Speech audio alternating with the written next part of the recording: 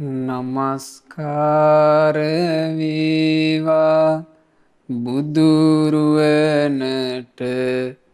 සැමදා බුදුහිමි සරණ යමි. නමස්කාර වේවා දම්රුවනට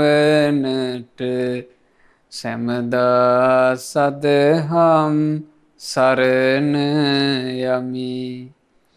නමස්කාර වේවා සංඝරුවනට සැමදා මහා සංඝ සරණ යමි.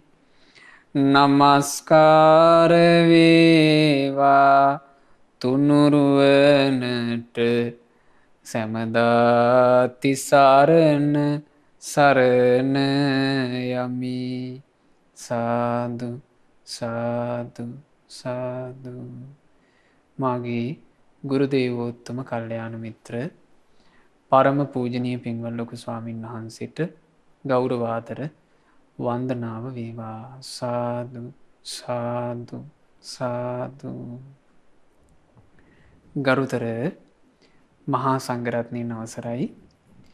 සදහවත් පින්වතුනේ, මීට වසර 32කට පෙර මිය පරලොව යන්ට යෙදුණු සිරිපාල ධනවල විතාරණ මහත්මාටත් මියගිය සෝමා වික්‍රමසිංහ, ඩී.බී.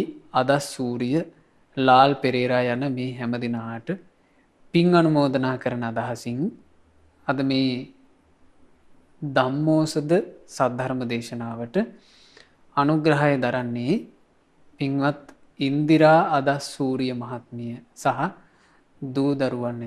දූදරුවන් ඒක රාශී වෙලා උතුම් ධර්ම දානමය පින රැස් කරන උදාර චේතනාවෙන් අපගේ භාග්‍යවත් බුදුරජාණන් වහන්සේ මේ ජීවිතයේ යථාර්ථය විනිවිද දැකීම පිණිස පෙන්වා වදාළ අසිරිමත් ධර්ම විග්‍රහයක් අපි මේ කාලේ ධම්මෝසද වැඩසටහනින් ඉගෙන ගන්නවා. පටිච්ච සමුප්පාදය. පටිච්ච සමුප්පාදය කියලා කිව්වේ දුක්ඛ සකස් වෙන විදිහ. සාමාන්‍ය මේ ලෝකේ අපි බලන රටාවෙන් වෙනස්ව ජීවිතය ගැන අවංකවම ඇත්ත හොයන්න ඕන කෙනෙක්. මේ ජරා මරණ වලින් පීඩාවට පත් වෙලා මේකට විසඳුමක් මට ඕන කියලා අවංකව උත්සාහ දරන කෙනෙකුට ඒ තමන්ගේ අවංක උත්සාහයෙන්ට නිවැරදි පිළිතුරක් ලබා ගන්නට මේ පටිච්ච සමුප්පාද ක්‍රමය විමසීම එයාට තියෙන විසඳුම. බුදුරජාණන් වහන්සේ දේශනා කළා ජීවිතයේ යථාර්ථය හොයන ශ්‍රාවකයා නුවණින් විමසනවා කියලා කළ යුත්තේ පටිච්ච සමුප්පාදං යේව සාධුකං මනසිකරෝචි. මේ පටිච්ච සමුප්පාද ක්‍රමය හොඳට මෙනෙහි කරන්න ඕන කිව්වා. එතකොට එහෙම මිනිස්සු ඉන්නවා. ජීවිතය ගැන පළල්ව ගැඹුරට හිතන මිනිස්සු ඉන්නවා. දැන් බුද්ධ කාලෙත් එහෙම හිටිය දවසක් බුදුරජාණන් වහන්සේ ළඟට මේ සාමාන්‍ය එදිනදා ජීවිතය ගත කරන අඹදරුව පෝෂණය කරන මිනිස්සෙක් ගාමිණී බුදුරජාණන් වහන්සේ ළඟට ඇවිල්ලා හරි වැදගත් ප්‍රශ්නයක් ඇහුවා. එතකොට මේ ප්‍රශ්නේ අහනකොටම තේරෙනවා ගාමිණී ටිකක් පළලට ජීවිතය ගැන හිතන කෙනෙක්. ටිකක් ජඹුරට ජීවිතය ගැන හිතන කෙනෙක්. මේ මතු පිටින් පේන ජීවිතේ පොත්තට අහුවෙච්ච නැති කෙනෙක්. සෝබණයට අහුවෙච්ච නැති කෙනෙක් ටිකක් ගැඹුරු විදිහට හිතනවා. බුදුරජාන් වහන්සේගෙන් ගාමිණී අහනවා ස්වාමීනි භාග්‍යතුන් වහන්සේ මට දුකත් දුකට හේතුවත් කියලා දෙන්න. ගාමිණී අහපු ප්‍රශ්නේ මොකද්ද? ස්වාමීනි මට දුකත් දුකට හේතුවත් කියලා දෙන්න කියලා ගාමිණී බුදුරජාණන් වහන්සේගෙන් ප්‍රශ්නය ඇහුවේ. සාමාන්‍යයෙන් ග්‍රහ ජීවිතයක් ගත කරන කෙනෙකුගෙන් මෙබඳු ප්‍රශ්නයක් අහන්න ලැබෙනවා කියන එක. එහෙම ප්‍රශ්නයක් අහන්න ලැබෙනවා නම් ඒ ගිහි කෙනා හොඳ නුවණක් තියෙන කෙනෙක්. මොකද සාමාන්‍ය මිනිස්සු ප්‍රශ්න ඇහුවොත් අහන්නේ වැඩිපුර මේ පෞල් ජීවිතේ සාර්ථක කරගන්න ක්‍රමයක් කියන්ට කියයි. එක්කෝ කියයි අපිට මේ ව්‍යාපාර දියුණු කරගන්නට ඒකට උදව් වෙන දෙයක් කියන්ට. සාර්ථක විවාහ ජීවිතයකට මේ අඩිතාලම කියන්ට. ඔව්වනේ ගොඩක් කලාවට ප්‍රශ්න මේ විදිහට අහන්නේ. එක්කෝ අහයි මහා නිස්සාර බියගුළු ප්‍රශ්න. බුද්ධ පූජාව තියෙනකොට මේ බුදුරජාණන් වහන්සේට පහන කොයි පැත්තට දහරවන්න ඕන. මේ වගේ ප්‍රශ්න අහනවා මිසක් වැදගත් ප්‍රශ්නයක් යම් මිනිස්සෙක් අහනවා නම් ඒ වැදගත් ප්‍රශ්නේ අහන මිනිසයා ටික ගැඹුරට ජීවිතය ගැන හිතපු කෙනෙක්. ඒතර ගාමිණී ඇහුවා ස්වාමීනි මට දුකත් දුකේ හට ගැනීමත් කියලා දෙන්න. බුදුරජාණන් වහන්සේ මේ ගාමිණීට මෙහෙම වදාලා ගාමිණී මං ඔබට දුකත් දුකේ හට ගැනීමත් අතීතය ආරම්භය කරුණු කියන්න ගත්තොත් එහෙම ඔබට ඒක සැක කරන්න පුළුවන්. අතීතයේ ඕක ඔහොම වුණාට දැන් ඔහොක ඔහොම වෙයිද කවුද දන්නේ කියලා ඔබ සැක කරයි. මං අනාගතයේ ආරම්භය කරුණු කියන්න ගියොත් එහෙම ඔබට හිතෙන්න පුළුවන් අනාගතයේ ඕක වෙයිද කියලා කවුද දන්නේ. නෑ ගාමිණී මං ඔබට දැන් මෙතනදීම අවබෝධ කරගන්න ඔබට කියලා දෙන්න කිව්වා. බුදුරජාණන් වහන්සේ අහනවා ගාමිණී ඔබට නැද්ද මේ ඔබේ ගමේ යම් මිනිස්සෙකුට කරදරයක් විපතක් සිද්ධ වුණාට පස්සේ අනේ ඒ අය කරදරයට පත් වුණා විපතට පත් වුණා කියලා ඔබේ හදවතට දැනෙන ඔබට දුක හිතෙන ඔබටත් ඔබට වුණා වගේ දැනෙන අය නැද්ද කියලා ඇහුවා මේ ගමේ. කිව්වා ස්වාමීනි එහෙමයි ඉන්නවා. ඊළඟට ගාමිණී මේ ගම්මානේ නැද්ද යම් මිනිසෙකුට කරදරයක් විපතක් වුණා කියලා ඔබට වගේ වගක් නැති අය නැද්ද? අනේ ස්වාමීනි වැඩිපුර ඉන්නේ එහෙම අය කිව්වා. එහෙම අයත් ඉන්නවා කිව්වා. බුදුරජාණන් වහන්සේ අහනවා ගාමිණීක හරි පුදුම දෙයක්. මේ ගමේම එක පිරිසකට විපතක් කරදරයක් වුණාම ඔබට දුක හිතෙන්නත් එක පිරිසකට විපතක් කරදරයක් වුණා කියලා ඔබට දුක නොහිතෙන්නත් හේතුව මොකක්ද? එතකොට ගාමිණී කියනවා ස්වාමීනි මට යම් පිරිසකට විපතක් කරදරයක් වුණාම දුක හිතෙනවා නම් ඒ අය ගැන මට ඒ අය කෙරෙහි චන්දරාගය තියෙනවා නම් තමයි. ඒ චන්දරාගය නිසා තමයි මට දුක හිතෙන්නේ. යම් පිරිසකට විපතක් කරදරයක් වුණා කියලා මට දුකක් නැත්තේ ස්වාමීනි මට ඒ අය ගැන චන්දරාගය නැත කිව්වා. බුදුරජාන් වහන්සේ වදාලා ආන්න ගාමිණී ඔබම ප්‍රශ්නේ විසඳුවා.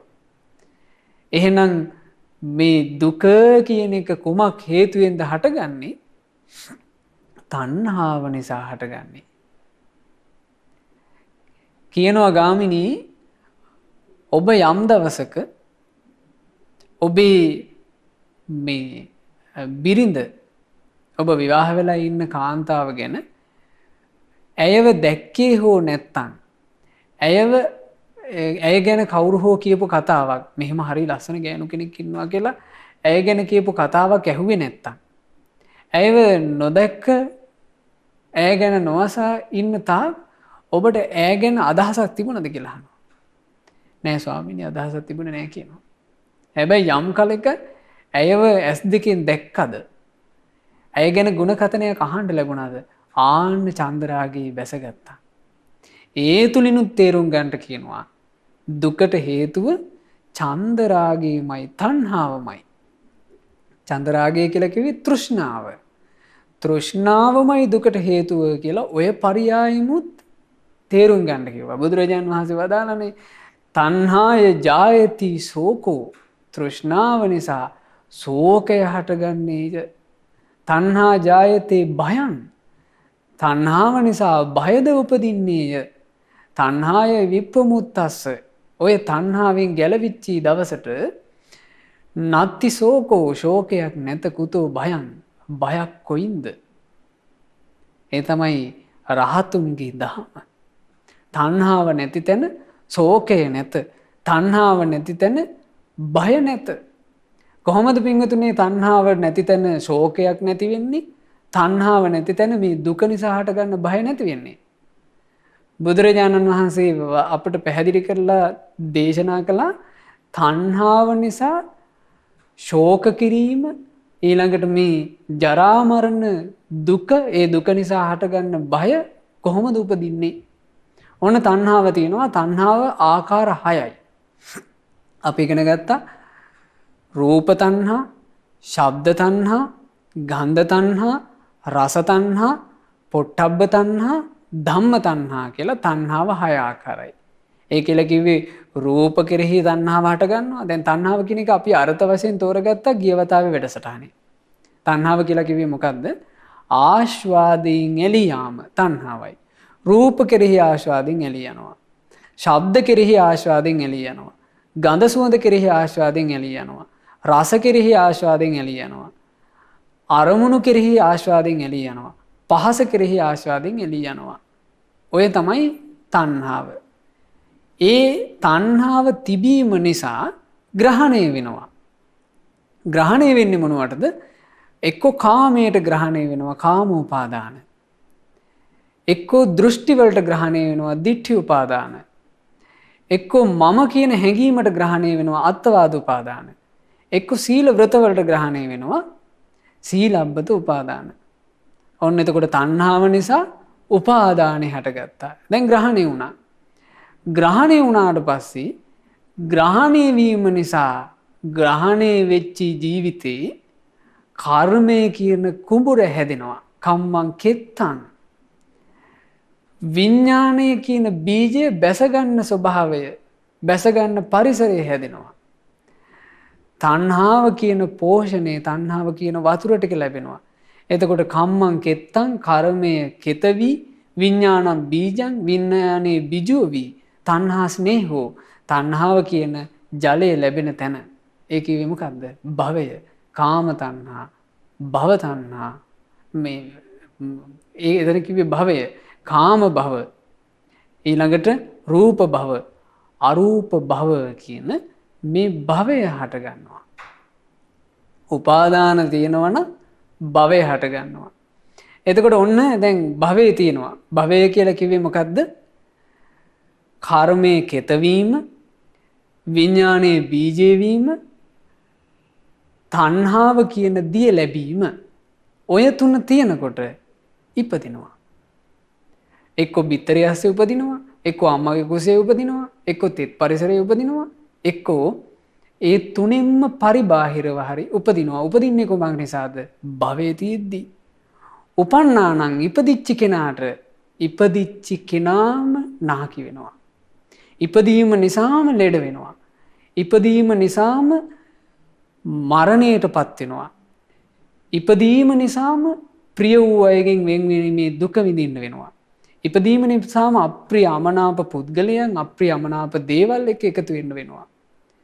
ඒවා සිද්ධ වෙනකොට ඉපදිච්ච කෙනා ප්‍රාර්ථනා කරනවා අනේ මම නාකි වෙන්නේ නැත්තම්, අනේ මං ලෙඩ වෙන්නේ නැත්තම්, අනේ මං මැරෙන්නේ නැත්තම්, අනේ මට ප්‍රිය අය අහිමි වෙන්නේ නැත්තම්, අනේ මේ වසංගත ආදී අප්‍රිය අමනාප දේවල් අපට එන්නේ නැත්තම් කියලා කැමති වෙනවා. කැමති දේ ලැබෙන්නේ නැහැ. එතකොටත් දුකයි. මේ ප්‍රශ්න ටික ඔක්කොම කොහෙද තියෙන්නේ පින්වතුනි? ශෝක, වැළපීම්, දුක්, දුම්නස්, සුසුම් හෙලීම්, භීතිය මේ හැමදේම හට ගන්නවා. කුමක් තියෙද්දිද? මේ හැමදේම හට ගන්නවා ඉපදීම තියෙන තැන. ඕන්න එහෙනම් තණ්හාව නිසා බය හටගන්න හැටි. තණ්හාව නිසා ශෝකය හටගන්න හැටි. හැබැයි බුදුරජාණන් වහන්සේ දේශනා කළා තණ්හාය විප්පමුත්තස්ස. තණ්හාවෙන් නිදහස් වුණොත් නත්ති ශෝකෝ ශෝක වීමේ පසුබිම නැත. කුතෝ භයං භයක්ද නැත. තණ්හාව නැත්තම් උපාදානනේ, උපාදාන නැත්තම් භවේනේ, භවේ නැත්තම් ඉපදීමක් නේ, ඉපදීම නැත්තම් මේ ජරා මරණ අරගලේ මේ ප්‍රශ්නේ මුකුත් නෑ. පින්වතුනේ තණ්හාව තියෙනවා නම් යන්න තැන මේ ප්‍රශ්නේ තියෙනවා. කොහේ ගිහිල්ලවත් බේරෙන්න බෑ මේ වැඩපිළිවෙලෙන් නිදහස් නැත්තම්. දැන් එක අවස්ථාවක තියෙනවා තව්තිසාවේ ඒ දේවපුත්‍රයාගේ නම සුබ්‍රහ්ම. ඔය සුබ්‍රහ්ම කියන දෙවියා ඒ දෙවියගේ පිනට පහළ වෙලා හිටිය දිව්‍ය අප්සරාවියෝ 1000ක්. මේ සුබ්‍රහ්ම දෙවියා ඒ කාලේ පින්වතුනි තව්තිසාවේ නන්දන උයනේ තියෙනවා ඔබ අහලා ඇති පරසතු ගහය කියලා ගහක්. ওই පරසතු ගහේ 4 මාසයක් මල් පිපෙන කාලයක් එනවා. එතකොට මේ මල් පිපෙන කාලේ දෙවිවරු හරිය සන්තෝෂයි දෙවිවරු ওই ගහ යටට යනවා සතුටු වෙන්න. මේ මල් හැදෙන කාලේ සුබ්‍රහ්ම දෙවියා තමන්ගේ 1000ක් අප්සරාවියොත් එක්ක ගියා මේ ගහ යට සතුටු වෙන්න. දැන් සතුටු වෙන්න ගියාට පස්සේ මේ 1000ක් අප්සරාවියෝ මෙහෙම කතා වුණා. අනේ අපි මේ පරසතු ගහේ මල් කඩලා අපේ දේව පුත්‍රයාව සරසමු. ලස්සන සැරසිල්ලක් අපි කරමු කියලා දැන් මේ අප්සරාවියෝ කතා වුණා. කතා වෙලා සුබ්‍රහ්ම දෙවියා ළඟට ඇවිල්ලා කියනවා අනේ දේව පුත්‍රය අපිට ඔයාව සරසන්න ඕන. මේ ගහ මුල වාඩි වෙලා ඉන්න ඔයා කිව්වා. අනේ දේව පුත්‍රය ඉතින් වාඩි කෙරෙව්වා. දැන් මේ දෙවියා ඉන්නවා. අප්සරාවියෝ මල් කඩලා මල් මාල ගොතලා මල් ඔටුනු හදලා මේ දෙවියව සරස ඉන්නවා. දැන් ඔබ හිතන්න මේ සැරසෙල්ල සෙල්ලම් එකක්ද කියලා. ඒ 1000ක් දෙනෙක් 1000ක් හිතුවිලි වලින් එක එක සැරසිලි කරලා මේ දෙවිය සරසනවා. මේ දේව පුත්‍රයා ඉතින් අප්සරාවියන්ගේ ආසාව නොවේ කියලා S2 පියාගෙන හිටියා. S2 පියාගෙන ඉන්නකොට මේ දෙවියට එකපාර තනිකමක් දැනුණා. නිකන් කවුරුත් නැහැ වගේ දැනුණා. S2 කැඩලා බැලුව බලද්දී තමන් ඉස්සරහා හිටපු කිසි කෙනෙක් පේන්නේ නැහැ. එතකොට දේව පුත්‍රයා හිතුවා අප්සරාවියෝ මගෙත් එක කොළොප්පමට නන්දන වනේ හැංගෙන්න ඇති. මේ දෙවියා මුළු නන්දන වනේ පුරාම හෙව්වා මේ අප්සරාවියෝ හැංගි මුත්තම් කරනවාද කියලා. මේක පුරා හෙව්වා. අනේ නෑ. පස්සේ තමන්ගේ විමානයට යනවා. විමානය ඇතුළටවත් ගියාද? විමානේ නෑ. දැන් මේ දෙවියා හරි දුකටපත් වෙලා. දැන් තණ්හාවෙන් බැඳිලා හිටපු තැනම ශෝක ගින්න හට ගන්නවා. මොකද්ද? අනේ ඈලා මට නැති වුණා. අයියෝ මං තනි වුණා. මේ දෙව්ලොව. එතකොට මේ සුබ්‍රහ්ම දෙවියා තමන්ට තිබුණ නුවණක් තමන්ට යටින් තියෙන ලෝක ටික බලන්න පුළුවන්. සුබ්‍රහ්ම දෙවියා බලනවා තව්තිසාවට යටින් තියෙන චාතු මහා රාජික දෙව්ලොව. ඒ දෙව්ලොවටවත් ඇවිල්ලාද? නෑ, එහෙ ගිහිල්ලත් නෑ. ඊට යටින් තියෙනවා භූමස්ත දෙවිවරුන්ගේ ලෝකයේ පොළොවාසී දෙවිවරු. මෙහි පොළොවාසී දෙවියෝ අතරවත් ඇවිල්ලාද? නෑ, එහෙම ඇවිල්ලත් නෑ. එහෙම නැත්නම් නෙගිනිවරු ටික චුත වෙලා මනුස්ස ලෝකයක් ඉපදිලාද? අනේ මනුස්ස ලෝකෙත් නෑ. ඊට යට තියෙනවා බිහිසුණු, ඊතා බිහිසුණු දුගතිය. මේ දෙවිය බලනවා දුගතිය පෙරේත ලෝකෙ බැලුවා. එහෙ ගිහිල්ලත් නෑ. තිරිසන් ලෝකෙ බැලුවා. එහෙ ඇවිල්ලත් නෑ. අවසානයේ මේ දෙවිය බලනවා ඊතා කඨෝර දුක් ඇති. සැර ගිනිදැල් වලින් නිරන්තරයෙන් ඇට වලින් දුන් දදා ගිනි ගන්න ඕන. මහා බිහිසුණු නරකේ බලනවා. ඒ බලනකොට පින්වතුනි මීට සුළු මොහොතකට පෙර දිව්‍ය සලුපිලි දිව්‍ය ආභරණ වලින් සුසැදී ඊතා සෝභමානව හිටපු අප්සරාවියෝ 1000. මනස්කාන්ත රූ සපු ඇතුව හිටපු අප්සරාවියෝ 1000. නන්දන වනේ පරසතු රුක් සෙවණේ පරසතු මල් කඩ කඩා සතුටු වෙච්චි අප්සරාවියෝ 1000 නිරේ ගිනි දැල් අතරේ දැවෙමින් ඉන්නවා. සුබ්‍රහ්ම දෙවියගේ පපුව හොස් ගාලා ගියා. මේ දෙවියට දැන් තේරෙනවා කිසි සරණක් නැහැ, අසරණයි. ඒ දේව පුත්‍රයා එදා අසරණ වෙනකොට ඒ දේව පුත්‍රයාට සරණ ජීවමානව ශාස්ත්‍රුන් වහන්සේ වැඩ හිටියා. සරණ ලබා දෙන්න පුළුවන් ශාස්ත්‍රුන් වහන්සේ ජීවමානව වැඩ හිටියා. දේව පුත්‍රයා චුත වෙලා එනවා භාග්‍යවත් බුදුරජාණන් වහන්සේ ළඟට. බුදුරජාණන් වහන්සේ දෙවුරන් වෙහෙරේ ඉරක් හදක් වගේ බැබලි ඉන්නවා. බුදුරජාණන් වහන්සේ ළඟට ඇවිල්ලා මේ දෙවියා කියනවා ස්වාමීනි භාග්‍යතුන් වහන්සේ මේ මගේ තියෙන හදවතේ හටගත්ත ගින්න, මේ ශෝකය, මේ භීතිය මන් නිවන්නේ කොහොමද? බුදුරජාණන් වහන්සේ වදාලා නාඤ්ඤත්‍ර බොජ්ජංගා තපසා. දෙවිය අවබෝධයට උවමනා කරන අංග ටික ඇති කරගන්න වෙයි. ඒක ඇති කරගන්නේ නැතුව බෑ. තපසා දෙවිය වීරිය වඩන්න වෙයි. වීරිය වඩන්නේ නැතුව බෑ. නාඤ්‍යත්‍ර ඉන්ද්‍රිය සංවරා. දෙවියෝ ඇස කන නාසය දිවකය මනස තෘෂ්ණා සැඩපහර ගලන්නේ නැති වෙන විදිහට සංවර කරගන්න වෙයි. සංවර කරගන්න නැතුව බෑ.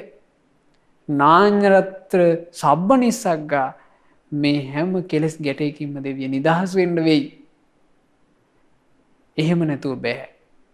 ඔය දේවල් කරගන්නේ නැතුව සැපයක් සොත්තින් පස්සාමි පානිනම් වෙන සැපයක් නම් දෙවිය මේ සත්වයට නෑ කිව්වා. හරි දක්ෂයෙක්ගේ දෙවියා සුබ්‍රහ්ම දෙවියා මේ සතරපද ගාථාවෙන් බුදුරජාණන් වහන්සේ ගැන නිෂ්ඨාවටපත් වුණා. නිෂ්ඨාවටපත් වුණා කියලා කිව්වේ මොකද්ද පින්වතුනි? ශ්‍රද්ධාවේ බැසගත්තා. ශ්‍රද්ධාවේ බැසගන්න කෙනාට පිළිසරණ තියෙනවා. ඇයි පිළිසරණ තියෙනවා කියලා කියන්නේ? ශ්‍රද්ධාවෙන් බැසගත්ත කෙනාට බුදුරජාණන් වහන්සේගේ ඥානය, බුදුරජාණන් වහන්සේගේ අවබෝධය මාර්ගය පෙන්නනවා. බුදුරජාණන් වහන්සේ දේශනා කරානේ ශාසනය තුල වැඩෙන්නේ ඒ බඳු කෙනා කිව්වා. ශාසනය තුල වැඩෙන්නේ මෙන්න මේ විදිහට ශාස්ත්‍රුන් වහන්සේව සරණ ගියපු කෙනා. කොහොමද? සත්තාමේ භගවා මගේ ශාස්ත්‍රුන් වහන්සේ තමයි භාග්‍යවතුන් වහන්සේ.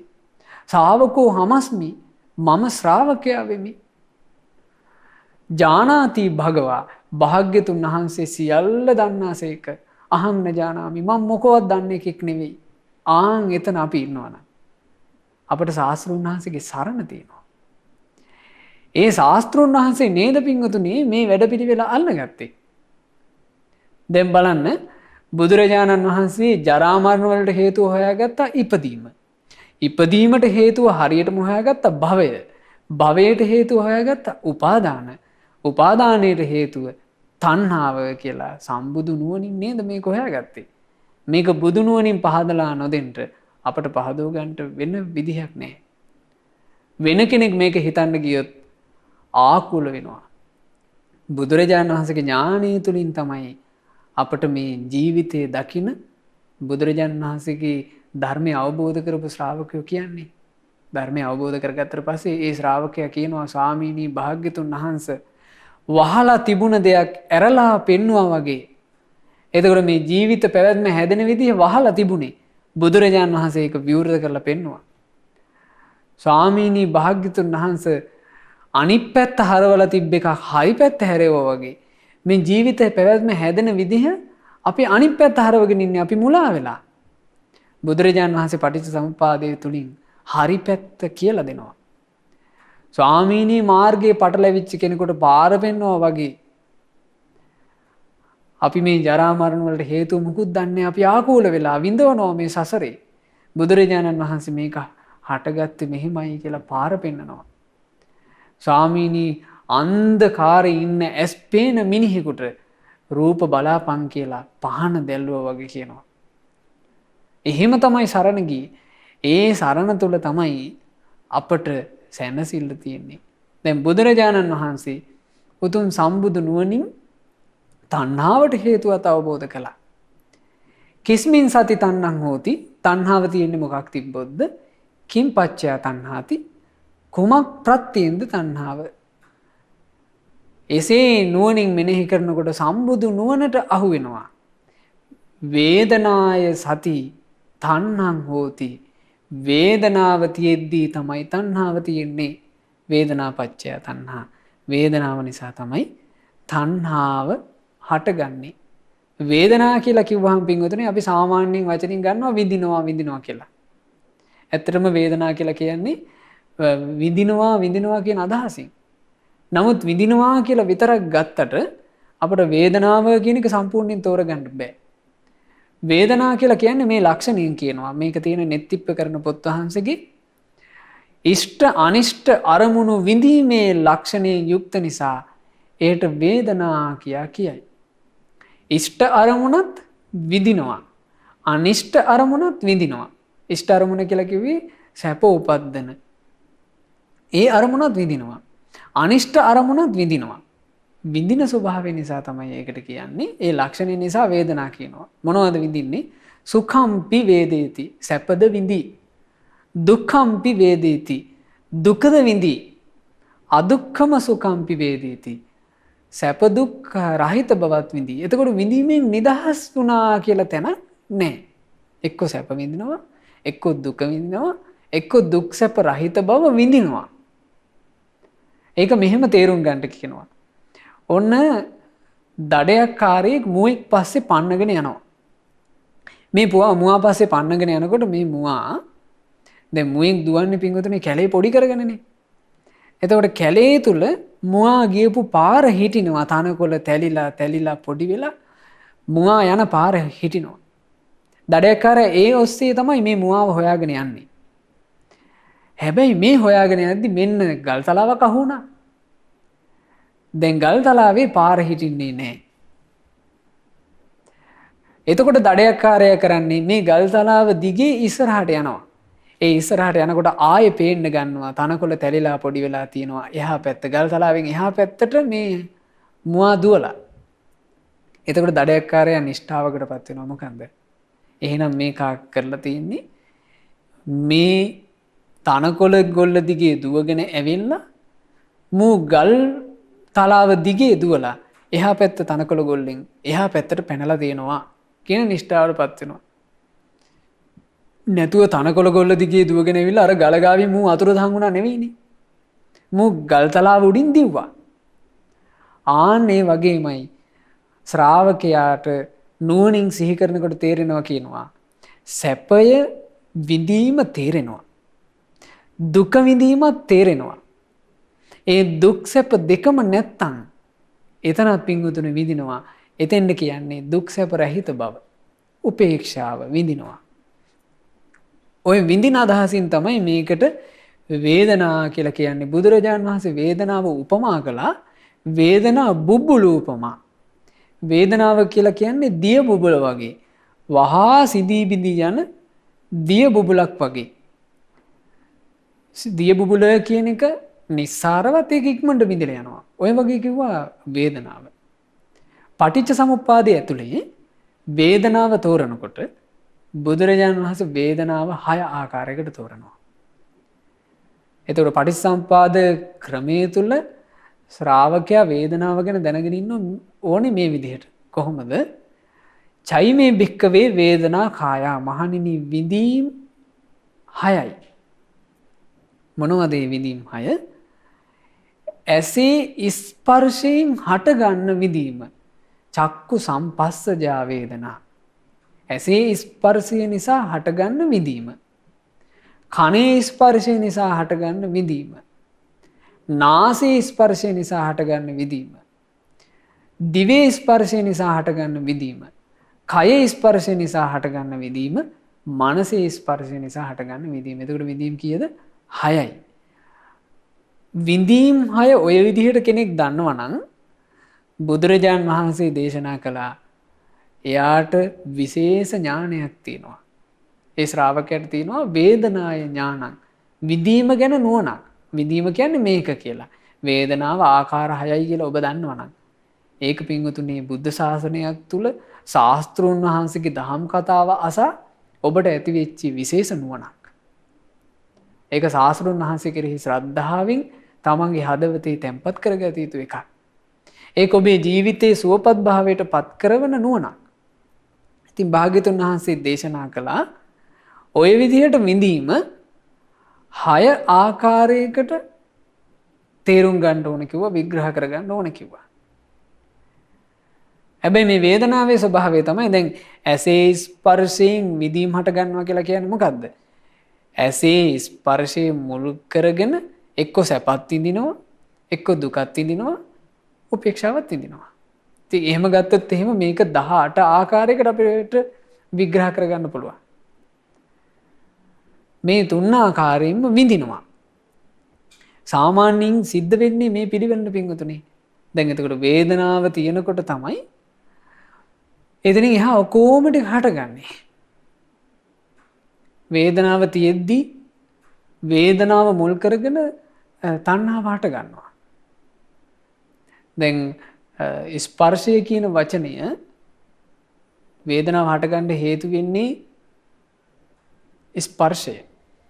අපි ඒ ස්පර්ශය කියන වචනේ තෝරගන්න එක අපට ලේසි මේ වේදනාව කියන එක තෝර බේර ගන්නට.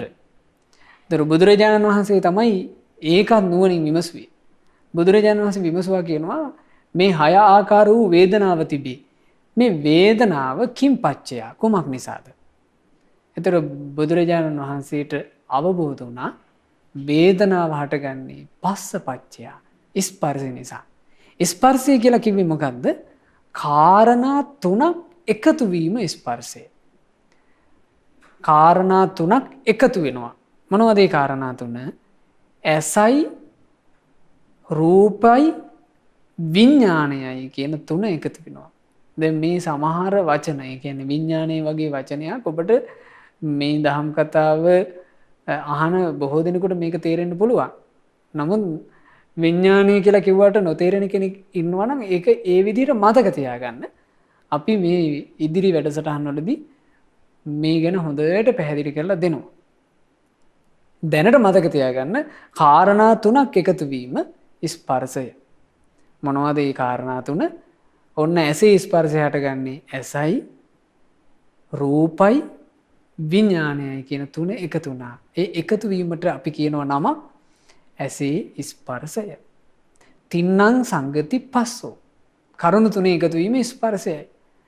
එතකොට දැන් ඔබට මගෙත් එක්කම දැන් ඇත්තටම ඔබ නිවෙස් වල ඉන්නවා මේ ඒ නිවෙස් වල ඉඳලා ඔබ මේ මගෙත් එක්ක මේක කියන්න කියලා ඔබ මේක හොඳට මේ ක්‍රමයේ තේරුම් ගන්න.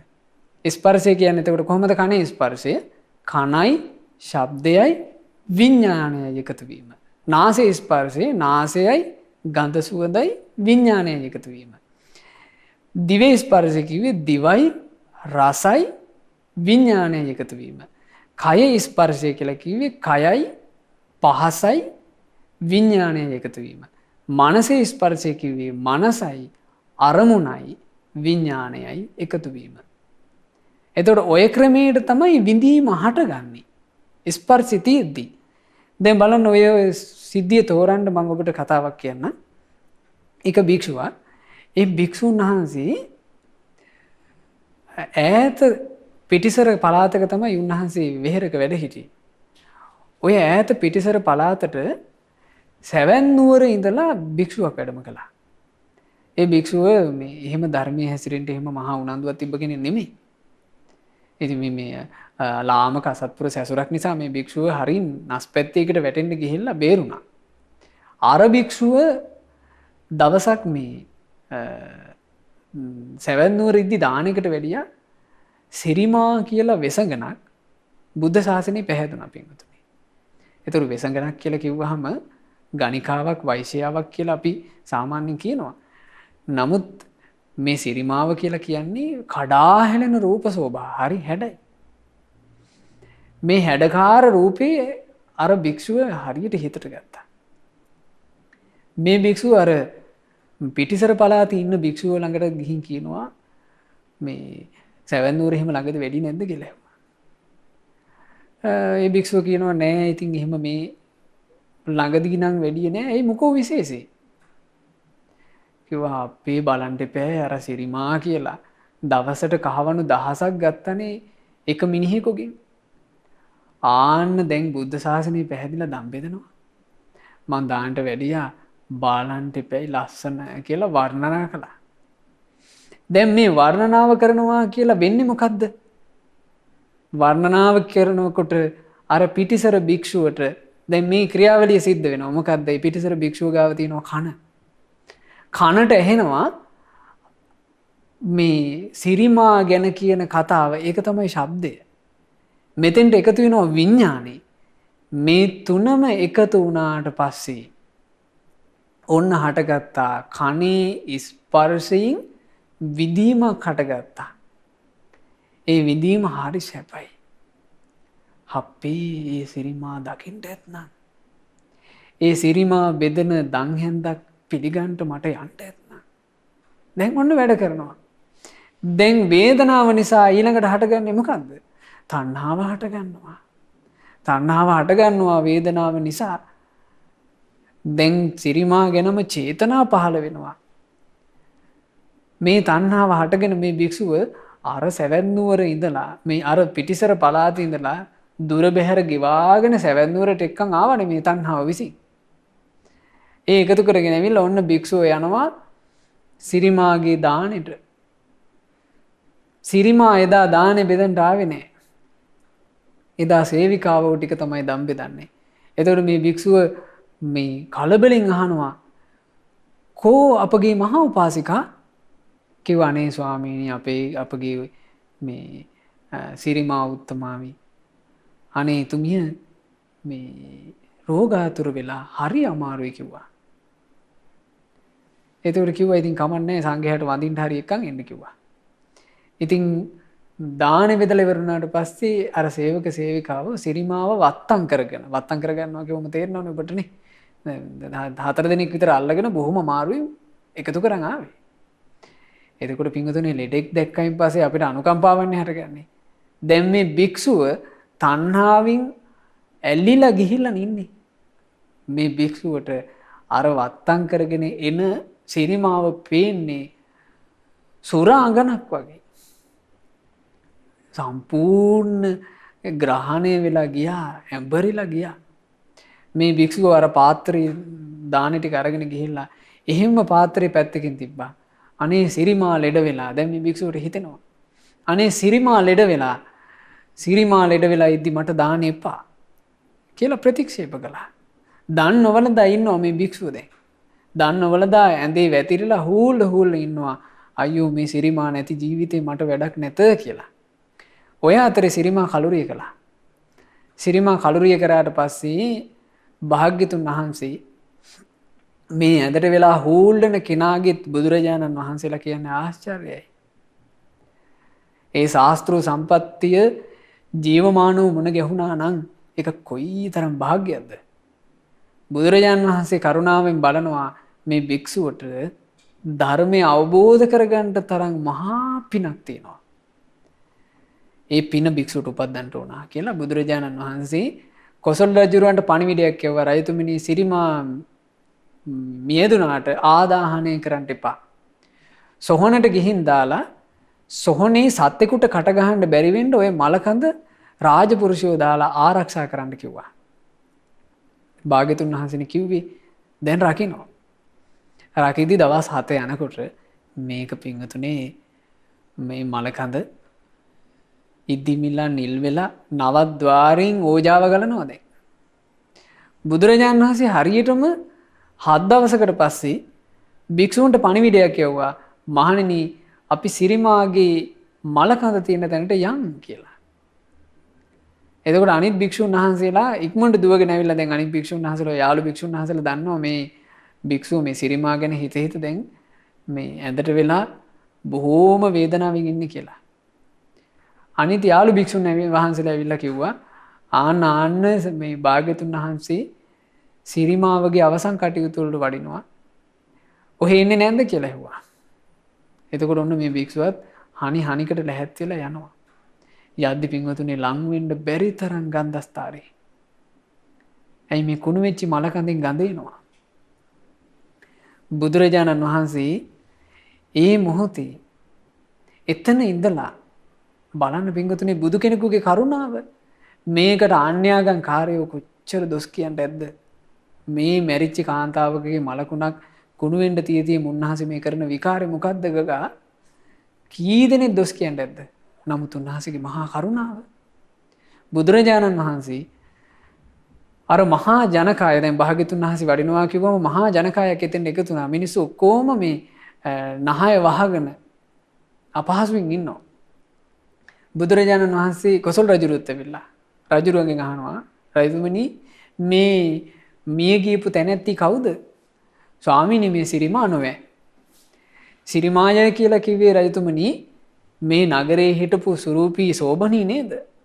ඔව් ස්වාමීනි ඒ සෝබනී තමයි මේ.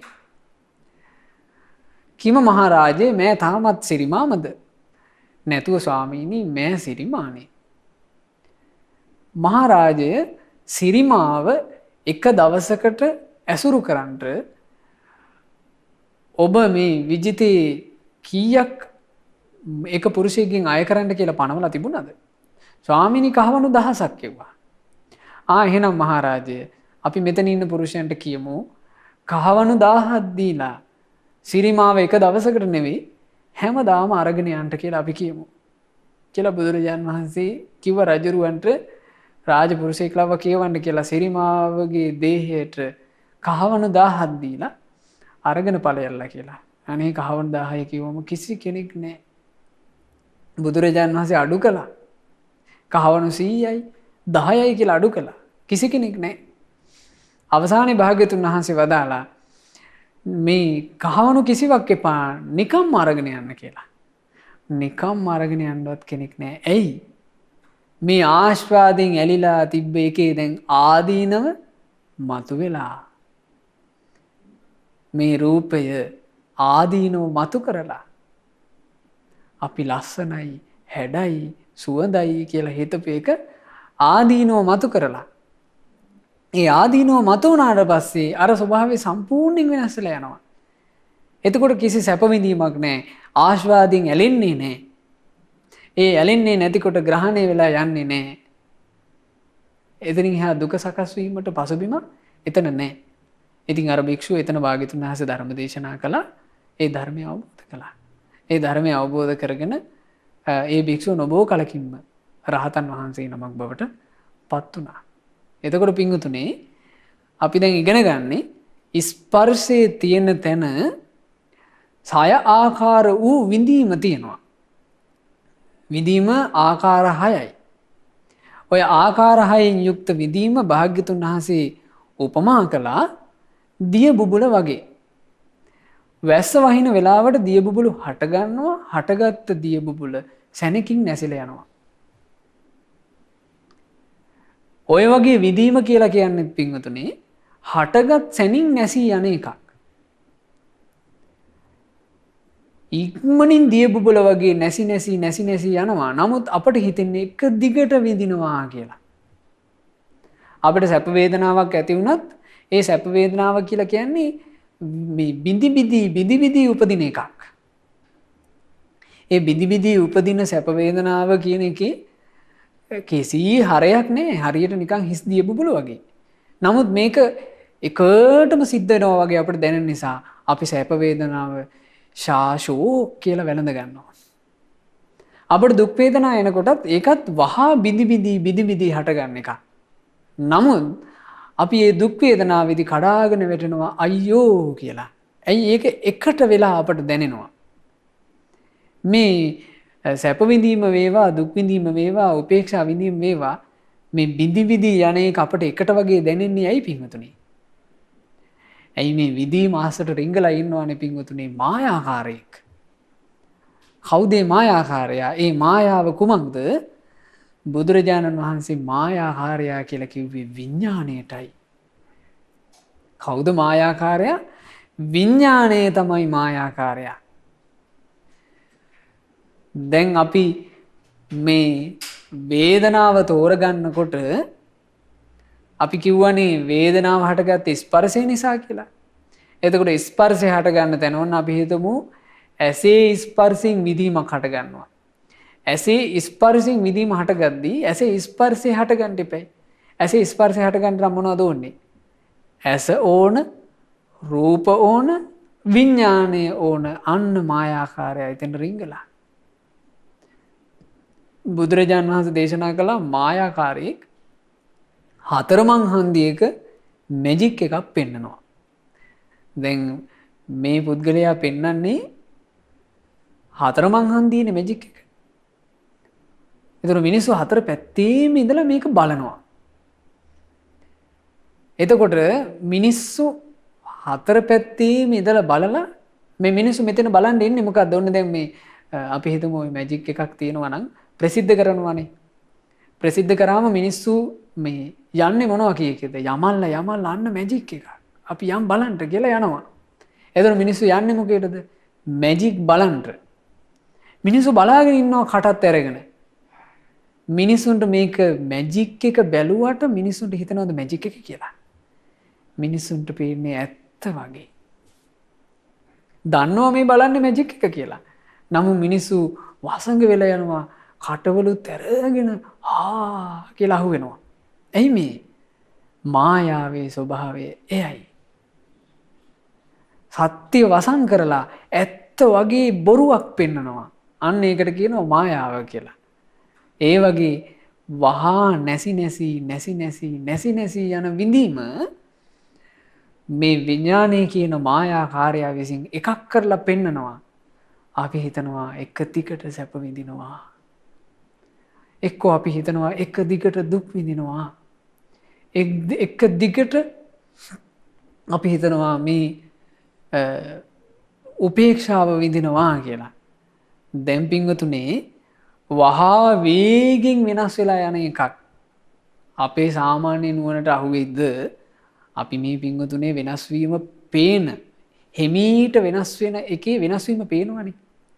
දැන් වේගෙන් වෙනස් වෙන එක අපිට අල්ලන්න බෑ. ඒක සියුම්. දැන් අපිට පේනවා වයසට යනවා. වයසට යෑම පෙනිපෙනීම මේ වයසට යන කුණු කයට අපි ඇලෙන්නේ නැද්ද? ඇලෙනවා. ඊළඟට අපි ආදරය කරන අයත් වයසට යනවා. ඒක පෙනිපෙනීම අපි ඇලෙන්නේ නැද්ද? ඇලිලා යනවා. ඕන්න අපි හිතමු මේ කටේ දත් ටික දැන් ඔන්න මේ තරුණ කාලේ මේ දත් මේ නොයෙකුත් ටූත් පේස්ට් ජාති අසවල් එක හොඳයි අසවල් එක හොඳයි කියලා කියනකොට ඒ හැම එකකින්ම මැද අපි මේ දත් ටික ලස්සනට තියාගන්න මහන්සි ගන්න ඕන. මොකද අර මේ නිවේදන වල ඇඩ් වල පෙන්නනවානේ මේවා මේ මුතු වගේ දිලිසෙනවා. ඒව දැක්කහම ඉතින් අපට ආසයි අනේ අපේ දත් කැට ටිකක් එහෙම තියෙනවා නම් කියලා ඔන්න තරුණ කාලේ. කාලයක් යනකොට අපට පේනවා මේ දත් ඔන්න හෙල්ලෙන්න ගන්නවා. හෙල්ලෙන්න ගන්නකොට අපිට අවබෝධ වෙනවද පසක් වෙනවද? අයියෝ මේ හෙල්ලෙන එකක් නෙමෙයි මම මේ අල්ලන් තියෙන්නේ. මේක වැඩක් නෑ. මේක මහා නිස්සාරව එකක් කියලාද අපිට හිතෙන්නේ. අපි කම්පා වෙනවා අප්පේ මේක හෙල්ලෙනවා දැන්. දැන් පරිස්සමෙන් හපන්න ඕන. කියලා ඕනේ එතකොට අපි හිතනවා. පස්සේ දත දෙක ගැලවිලා යනවා. ගැලවිලා ගිහිල්ලා අපි හිතමු මේ 1යි 2යි ඉතුරු වෙන්නේ කියලා. ඔය 1 2 ඉතුරු වෙච්ච එකටත් සමහරට කටේ තියෙන දත් 2යි 3යි. ඒ කටේ තියෙන දත් 2 3ටත් අපි ඇලුම් කරන්නේ නැද්ද? ඇලුම් කරනවා. අපි ඇලිලා යනවා. මෙහෙම ඕලාරිකව වෙනස් වීම පේන ඕලාරිකව වෙනස් වෙලා යන එකටත් පින්වතුනි අපි මෙහෙම ඇලෙනවා නම් මේ මායාකාරය විසින් වේගෙන් වෙනස් වෙන එක අපිට හදලා දෙනවා. අපි කොහේ අල්ලන්නද මේක? මේක බුදු නුවණට අහු වුණා මිසක් බුදු නුවණින් මෙසේ තෝරලා දෙනවා මිසක් මේක අපට තෝර බේර ගන්න පුළුවන් එකක් නෙවෙයි. ඒ නිසා ශ්‍රද්ධාවේ ශ්‍රද්ධාවේ බැසගෙන නිෂ්ඨාවකටපත් වෙන්න දියබුබුලක් වගේ සිඳී බිඳී යන විඳීමක් තියෙනවා. ඒ විඳීම හටගත්තේ ස්පර්ශය නිසා. ස්පර්ශය යම් තැනක නැත්තම් විඳීම නැත්තේය. මේ විඳීමෙන් නිදහස් වෙනවා නම් නිදහස් වෙන්න තියෙන ප්‍රතිපදාව ආර්ය අෂ්ටාංගික මාර්ගයයි කියලා. ඔබ විඳීම ගැන පරිපූර්ණ දැනුමක් ඇති කරගන්න ඕන. විඳීම කියන්නේ 6 ආකාරයි. ඒ 6 ආකාර විඳීම අපි දැන් දන්නවා. ඇසේ ස්පර්ශයෙන් හටගන්න විඳීම, කනේ ස්පර්ශයෙන් හටගන්න විඳීම, නාසයේ ස්පර්ශයෙන් හටගන්න විඳීම, දිවේ ස්පර්ශයෙන් හටගන්න විඳීම, කයේ ස්පර්ශයෙන් හටගන්න විඳීම, මනසේ ස්පර්ශයෙන් හටගන්න විඳීම. විඳීම හටගත්තේ කුමක් නිසාද? ස්පර්ශය නිසා. විඳීම නිරුද්ධ වෙන්නේ එහෙනම් ස්පර්ශය නිරුද්ධ වීමෙන්. විඳීම නිරුද්ධ කරන්නට අනුගමනය කරන්න තියෙන ප්‍රතිපදාව ආර්ය අෂ්ටාංගික මාර්ගය. ඕන්න ඔය ටික කෙනෙක් දන්නවා නම් ඔහුට තේනවා මේ ලෝකයට පහළ වෙච්ච ආශ්චර්යවත් ශාස්ත්‍රඥ වහන්සේගේ ධර්මයේ නිසා ලැබිච්ච නුවණක්. ඒකට කියනවා ධම්මේ ඥානය. ඔය ධම්මේ ඥානය ඒ සදහැවත් ශ්‍රාවකයා ශ්‍රොතවත් ශ්‍රාවකයා අතීතයට ගලපනවා. කොහොමද වින්ගතුනේ අතීතයට ගලපන්නේ? අතීතෙත් විඳීම හටගත් ස්පර්ශ නිසා අතීතෙත් ස්පර්ශ නිරුද්ධ වීමෙන් තමයි විඳීම නිරුද්ධ වෙලා ගියේ. මේ වර්තමානයේ වෙන විදිහමයි. එයා නිෂ්ඨාවකටපත් වෙනවා අනාගතයටත් ගලපලා බලලා. කොහොමද? අනාගතේත් යම් විඳීමක් හට ගන්නවා නම් හටගන්නේ ස්පර්ශ නිසා. අනාගතේ වුණත් ස්පර්ශය නිරුද්ධ වීමෙන් තමයි විඳීම් නිරුද්ධ වෙලා යන්නේ. ආන්න එහෙම මේ බුදු කෙනෙකුගේ උතුම් අවබෝධය ගැන ඔහු නිෂ්ඨාවකට පත්වෙනවා. නිෂ්ඨාවට පත්වෙන කෙනාට තමයි පින්වතුනි දොර ඇරෙන්නේ. වෙන කෙනෙකුට දොර ඇරෙන්නේ. බුදුරජාණන් වහන්සේගේ ධර්මය සැදැහැසිතින් ගන්න කෙනාට තමයි නිවනට දොර ඇරෙන්නේ. වෙන කෙනෙකුට දොර ඇරෙන්නේ. බුදුරජාණන් වහන්සේ දේශනා කළානේ ওই විදිහට කෙනෙකුට ධර්මයෙන් ලද ඥානයක් අතීත අනාගතයට ධර්මයේ ගලපා බලා නිෂ්ඨාවට පත්වීමේ ඥානයක් තියෙනවා නම් එයාට කියන්න පුළුවන් කියනවා අමා නිවන් දොරේ හැපි හැපි ඉන්න කෙනා කියලා. ඒක භික්ෂුවක් සැවැන් නුවරට එනවා දුර ඈතක ඉඳලා. ඔය භික්ෂුව බුදුරජාණන් වහන්සේගේ අවබෝධය අදහගෙන හිටියා. ඒ කිව්වේ වේදනාව දිය බුබුල වගේ කියලා මේ භික්ෂුව විමසනවා. මේ විමසමින් එනකොට මේ භික්ෂුව ආවේ ටිකක් කටෝර පැත්තක. මේ භික්ෂුවට ඈතට පේනවා ඔබත් දැකලා ඇති පින්වතුනි තාරපාරේ වුණත් අපි වාහනවල යනකොට අපිට පේනවා නිකන් වතුර තියෙනවා වගේ. ඒ වතුර තියෙනවා වගේ පේන්නේ මොකද්ද? මිරිඟුව. එතකොට සංඥාව බුදුරජාණන් වහන්සේ හැඳින්වන්නේ මිරිඟුව වගේ කියලා. විඳීම බුදුරජාණන් වහන්සේ හැඳින්වන්නේ දිය බුබුල වගේ කියලා. දැන් සැවැන් නුවරට එනකොටම වහින්න ගත්තා. වහිනකොට මේ භික්ෂුව අම්බලමක් ඇතුලේ ඉන්නවා. මේ අම්බලමේ වහලෙන් රූටලා වැටෙන වතුර දැන් බිඳෙනවා මේ භික්ෂුවට පේනවා. භික්ෂුව කල්පනා කළා මං මිරිඟුව දැක්කා. හරියට සංඥාවත් මිරිඟුව වගේ. ඊළඟට මම දැන් දිය බුබුලු දකින්නවා. අනේ මේ දිය බුබුලුත් ශාස්ත්‍රුන් වහන්සේ වදාළේ මේ විඳීම කියලා කියන්නේ මේ දිය බුබුලු වගේනේ. නිස්සාරවත් එකක් නේ. මේ භික්ෂුව දැන් ධර්මයෙන් මෙනෙහි කරනවා. එතකොට භාග්‍යතුන් වහන්සේ ජීවමාන කාලේනේ බුදුරජාණන් වහන්සේ දකින්නවා මේ භික්ෂුව ධර්මයෙන් මෙනෙහි කරනවා. බුදුරජාණන් වහන්සේ මේ භික්ෂුව ළඟට ආලෝක ධාරාවක් එව්වා. ආලෝක ධාරාව ආපු ගමන් මේ භික්ෂුව අවධානය යොමු කළා මොකද්ද මේ ප්‍රභාස්වර එළිය? ආන්න එතකොට භික්ෂුවට බුදුරජාණන් වහන්සේගේ බ්‍රහ්ම ස්වරයෙන් ඇහෙනවා. යතා බුබ්බුලකං පස්සේ යතා පස්සේ මරීචිකං ඒවං ලෝකං අවික්ඛන්තං මච්චු රාජා නපස්සති. බුදුරජාණන් වහන්සේ වදාලා භික්ෂුව ඔය ඔබ දකින්නවා වගේ විදීම් ගැන දිය බුබුලක් වගේ දකින්නවා නම් හඳුනා ගැනීම ගැන මිරිඟුවක් වගේ දකින්නවා නම් ඔය විදිහට භික්ෂුව ඔබ ලෝකේ දකින්නවා නම් ඔබව මායයට පේන්නේ නැහැ කිව්වා. භික්ෂුවට විශාල සතුටක් උපන්නා. ඒ සතුටින්ම භාවනා කළා. අර අම්බලමේ වැස්ස පායන්න කලින් ඒ භික්ෂුව රහතන් වහන්සේ නමක් බවට පත් වුණා. ඒ නිසා පින්වතුනි මේ ආර්ය මාර්ගයට දොර විවර වෙන්නේ අපට බුදුරජාණන් වහන්සේ කෙරෙහි තියෙන ශ්‍රද්ධාවෙන්මයි. ඒ ශ්‍රද්ධාවෙන්මයි අපට ප්‍රඥාව දියුණු කරන්න ලැබෙන්නේ. ඒ නිසා අපට මේ ගම්භීර ධර්මයේ පැහැදූ ශාස්ත්‍රු සම්පත්තිය ගැන ශ්‍රද්ධාව ඇති කරගෙන මේ සියලු දුක්ගිනිවල නිමාව වන අමා නිවන පසක් කිරීම පිණිස බුදුරජාණන් වහන්සේ දේශනා කළ සොඳුරු නිවන් මඟී ආර්ය අෂ්ටාංගික මාර්ගයේ හැසිරී දහම් ඔසුවෙන් සුවපත් වූ අමා නිවනේ සැනසෙන ජීවිත ඇති කරගන්නට වාසනාව ලැබෙත්වා. සාදු සාදු සාදු. මෙවැනි වටිනා ධර්මදේශනා නැරඹීමට ශ්‍රද්ධා YouTube චැනලය සබ්ස්ක්‍රයිබ් කර සීනුව ලකුණ ඔබන්න.